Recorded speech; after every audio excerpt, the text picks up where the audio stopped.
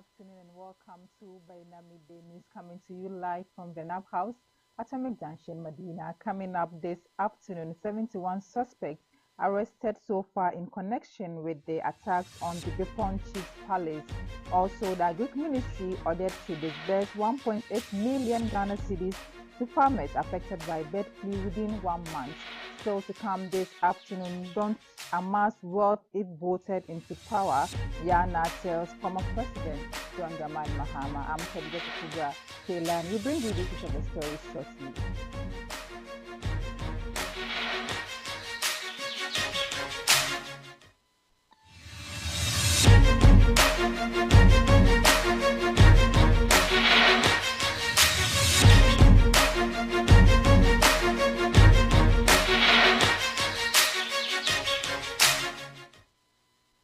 Thank you for staying with us. Remember, the news is also live on Facebook and YouTube at Baina TV. Now to our first story. A medical doctor from University of Health and Allied Science, Dr. Aisha Fadila Adamu, has revealed that about 53% of women refuse to seek early health care due to inadequate female medical practitioners to attend to their health care needs. Dr. Fadila made this known at a forum to discuss gender parity and marginalization of women in the public life organized by Muslims Association of Judicial Council of Ghana, held on the 2nd February 2024 at the forecourt of the National Mosque. Muslim Association of Judicial Council of Ghana organized a forum under the theme The Sufficient Participation of Women in Nation Building, an important call for gender parity. The conference was to highlight the low participation and recognition of women in the political and socio-economic activities in the country. Speaking on the need for gender parity and low participation of women, in particular in the health sector, Dr. Aisha Fadila Adamu said because of insufficient number of female healthcare practitioners, a significant number of women refused to attend the healthcare facility because they were not comfortable with male clinicians attending to them. Dr. Fadila underscored the need to encourage more women to embark on advanced medical studies to be able to meet more specialized healthcare needs of women. In a study of more than 200 Muslim women, 53% reported delays in seeking care due to a perceived lack of female medical professionals. That is 5 in 10 women either delay going to the hospital or do not go to the hospital at all because they fear they may not get a female clinician to attend to them. My fellow brothers and fathers, how do you feel about a male clinician attending to the reproductive health needs of your wife during childbirth, during pregnancy? I know a lot of people are saying, I will never allow it. Dr. Aisha Fadila Adamu added that since seeking for knowledge is the hallmark of Prophet Muhammad sallallahu alaihi wasallam, Islam cannot be blamed for gender disparities and marginalization of Muslim women in the society, especially in the healthcare sector. She blamed customs, patriarchy, and other societal norms as factors that continue to hinder the advancement of women in the society and to prevent them at par with their male counterparts in all spheres of public life. The underrepresentation of women is a matter of concern because it deviates from the teaching of our Prophet Muhammad sallallahu alaihi wasallam. This is because seeking knowledge and gender inclusion are hallmarks of our beloved Prophet. Even Allah subhanahu wa ta'ala presented education as a primary and best tool to lead humanity from darkness to light. The first human being, Adam, was endowed with knowledge, and owing to this knowledge, he was in a certain respect superior to angels who were ordered to prostrate before him. The Prophet not only encouraged people to seek knowledge, but even emphatically instructed his followers to educate their slave girls. But what do we see today? We even fail to educate our own daughters. She furthermore suggested some policy initiatives that could be embarked upon to enhance women participation in the healthcare delivery system and other sectors of Ghanaian society. We must advocate for policies that promote equal opportunities, support work-life balance, and encourage the eradication of gender-based discrimination. Drawing from inspiration from global best practices, let us consider 4 key policy recommendations. These recommendations are multidimensional approaches that tackle systemic barriers, challenge cultural norms, and provide opportunity for education and professional development of women. The first and foremost is community engagement.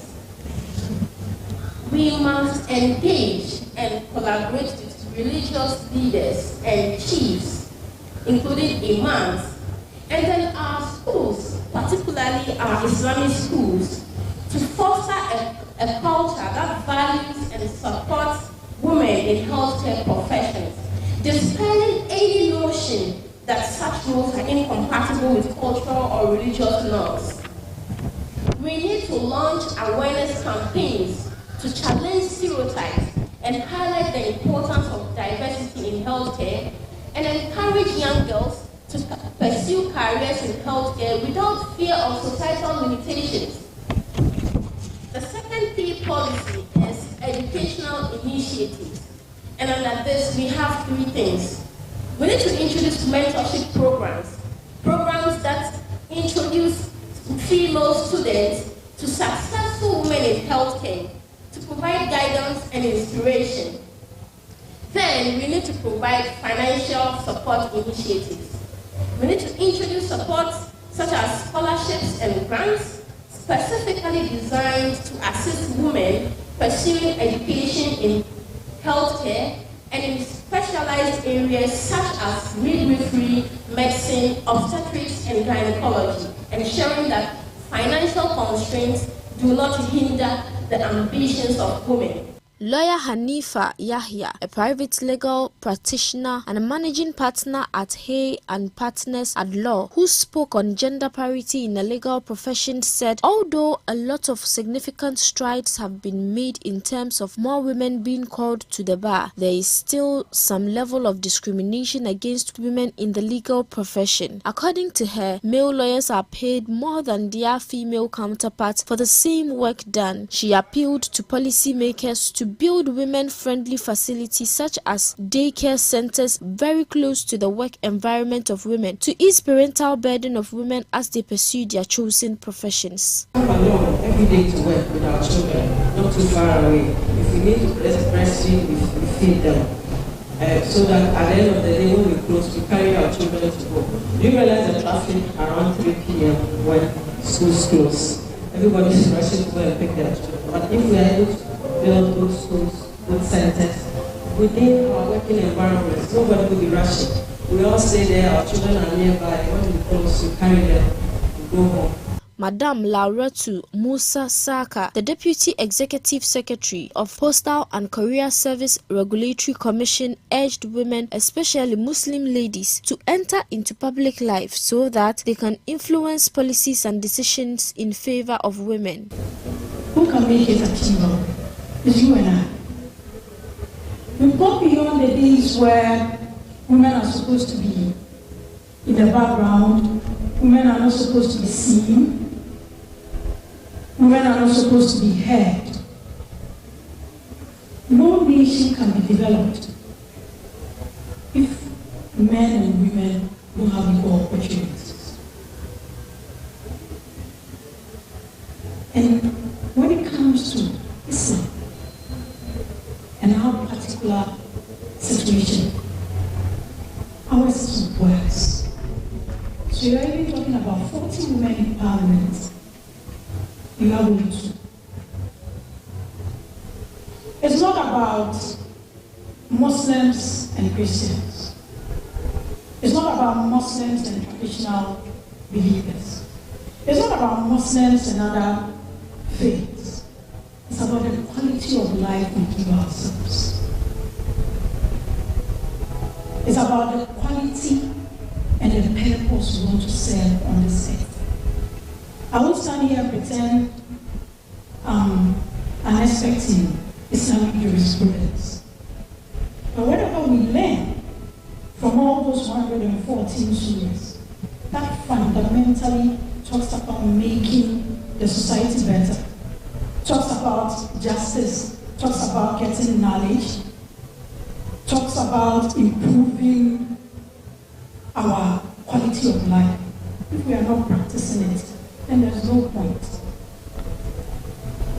There's no point praying 5 times a day.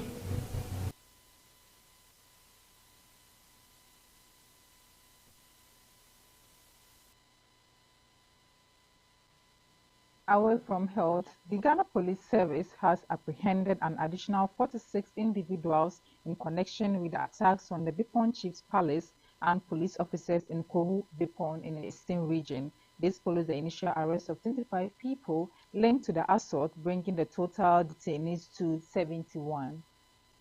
The suspects were involved in an attack on the Bipon Chief's Palace on February 4, 2024, resulting in injuries to 7 people, including 5 police officers.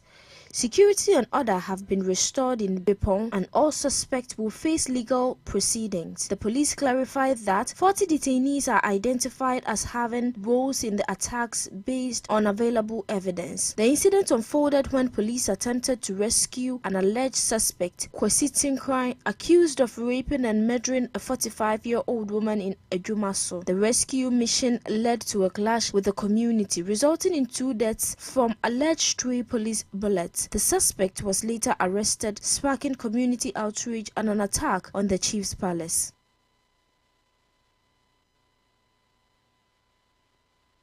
Meanwhile, residents living in flood-affected areas in the lower Volta Basin are at risk of experiencing a possible rise in female genital schistosomiasis, also known as bilharzia, as aquatic weeds that carry freshwater snails, which are carriers of the parasite, have grown closer to communities living along the Volta River.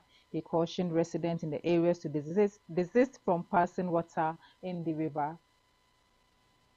The Deputy Health Director in charge of public health in the Volta region, Dr. Sinanu Jokoto, explained in an interview that although there had not been an increase in cases of bilharzia in the region over the years, the prevalence rate in the lower Volta Basin may be increasing following the spillage of the Akosombo and Gbon dams and its adverse effect on people as they are likely to come into contact with the parasite. He stated that the Ghana Health Service, however, is working with the Volta River Authority to ensure that appropriate interventions are put in place to reduce such cases. He said their data at the Volta Regional Health Directorate does not suggest that they had an increase in the number of schistosomiasis cases over the period. However, in 2015, a survey was conducted and they noticed that the prevalence rate of schistosomiasis had decreased in most of the communities along the Volta Basin. According to him, because of the flooding along the Volta Basin this year, the aquatic weeds that carry the freshwater snails that harbors the baby parasite, which penetrates individuals who come into contact with the infested water, have gone closer to the communities. Therefore, the possibility of interacting with the larval form of the parasite is high, and once this is high, there is a clear indication that cases of schistosomiasis will increase.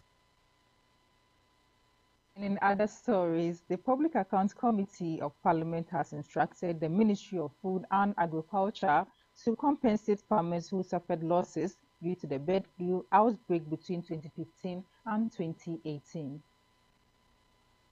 The Public Accounts Committee Chairman, James Kluche Aveji, emphasized that the directive should be implemented within 1 month. He warned that if the ministry fails to comply within the stipulated time frame, it will be summoned before the House for questioning. He said that there is a list of the farms that are affected and have certificates for destroying the birds as well. He added that all that the ministry will have to do is to have the affected farmers' bank details to do the transfer. He said the ministry ministry has the contact details of these farmers. The 2022 Auditor General's report revealed that a significant portion of the allocated compensation funds, exceeding 1.8 million Ghana cedis, remain unused in the ministry's account. The Ministry of Agriculture contends that the funds have not been distributed because affected farmers have not provided necessary details to the ministry. In politics, the overlord of Gabon, Yana Abubakar Mahama II, has advised the flag bearer of the opposition National Democratic Congress, John Dramani Mahama, not to amass wealth and properties if re-elected in the upcoming 2024 polls. He further entreated Mahama to prioritize leaving a meaningful legacy rather than accumulating personal wealth if he assumed power again. The overlord of Dagbon made these remarks when John Mahama paid a courtesy call on him at the Bewa Palace in Yendi. Speaking on behalf of Yana, Jacob Mahama said he believes the NDC flag bearer is looking for power in order to make more money for himself and his family, but to leave a legacy that generations to come will be very proud of. The overlord of Dagbon also urged the former president to be watchful of his fake friends who tend to undermine his government if he wins the 2024 elections. John Mahama on Monday, February 5th, 2024, kicked off his Building Ghana tour in Moi, Gushegu and Yendi constituencies in the northern region. Day 2 of the tour includes activities in the 4 constituencies within Tamale Township, that is Tamale Central, Tamale North, Tamale South and Sagnarigu constituencies. Wrapping up with sports, the Director General of the National Sports Authority, Professor Peter Twumasi, has defended the decision to suspend football activities at state-owned stadium for other non-sporting events, stating that it is a common practice and help generate revenue for the authority. In December, Professor Twumasi faced criticism for suspending football activities at the Accra Sports Stadium to rent out the venue to musicians for musical concerts. However, he has now clarified that the decision was made to ensure the authority can continue to maintain and upgrade their facilities. According to Prof. Twumasi, the authority makes a profit from hosting non-sporting events, and some of the revenue generated goes towards restoring any damage caused to the pitch. He emphasized the practice of hosting non-sporting events at state-owned stadiums is not new and has been happening regularly. Prof. Twumasi further explained that the NSA carries out thorough inspections to ensure that the pitch is restored to its original condition after each event. According to him, an inspection team was sent to check the pitch on January 9th, and it was confirmed that the restoration process was complete. While some critics have argued that the suspension of football activities at state-owned stadiums could negatively impact the development of sport in Ghana, Professor Chum believes that the decision is necessary to ensure the sustainability of the facilities. He maintained the NSA's primary goal is to promote sports development in the country, and it will continue to work towards achieving this objective while also generating revenue through non-sporting events. This is what we have for you on our midday news. For more stories, log on to our website, bainamultimedia.com. I'm Khadija Kubra Kaylan. Have a good afternoon.